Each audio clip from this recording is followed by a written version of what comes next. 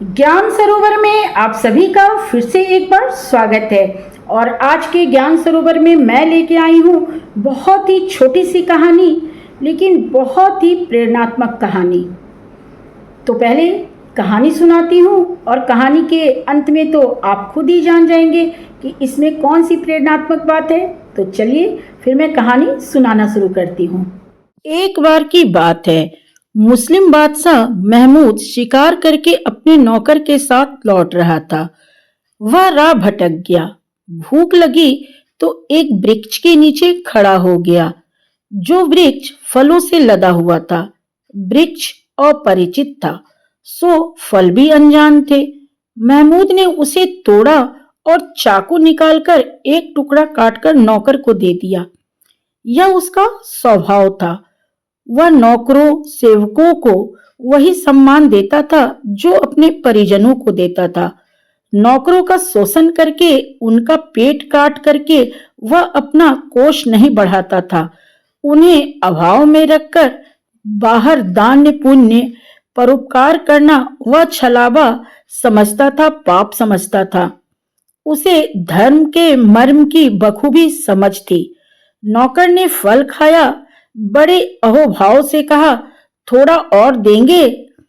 इस तरह फल का 3 हिस्सा नौकर खा गया।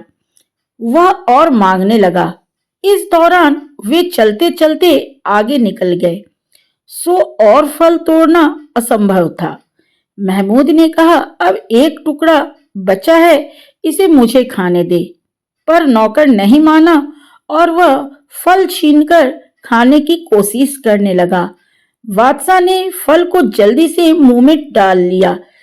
इतनी कड़वी चीज उसने अपने जीवन में कभी नहीं चखी थी। उसने तुरंत उसे थूक दिया और नौकर से पूछा, यह जहर है, यह कड़वा है, तूने मुझे बताया क्यों नहीं और तू इसे क्यों खाया? नौकर ने कहा, जिन हाथों से इतने स्वादिष्ट फल मिले हों, उन हाथों से मिले एक कड़वे फल की क्या शिकायत करना। महमूद भी नौकर को कलेजे से लगा लिया। शिकायत दूर करती है, धन्यवाद पास लाता है। शक्ति शोषण सर्वनाश करता है। सहयोग समत्व समर्पण विकास का द्वार बनता है।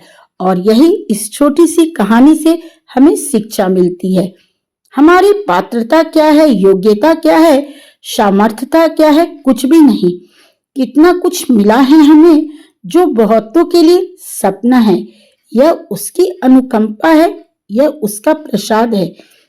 इसके लिए हम उसके प्रति अहोभाव से नहीं भरते, उसे कभी धन्यवाद देकर उसके प्रति समर्पित नहीं होते। उससे हमेशा और की मांग करते रहते हैं।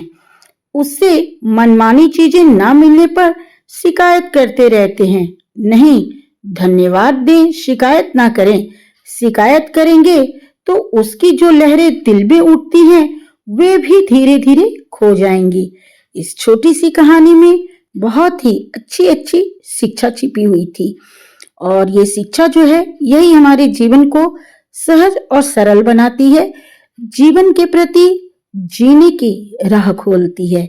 तो चलिए यहीं पर मैं अपनी बातें और कहानी दोनों ही समाप्त करती हूँ, इस वादे के साथ कि अगली बार मैं फिर आऊंगी किसी दूसरी प्रेरणात्मक कथा के साथ, कहानी के साथ। तब तक के लिए जय हिंद, जय भारत।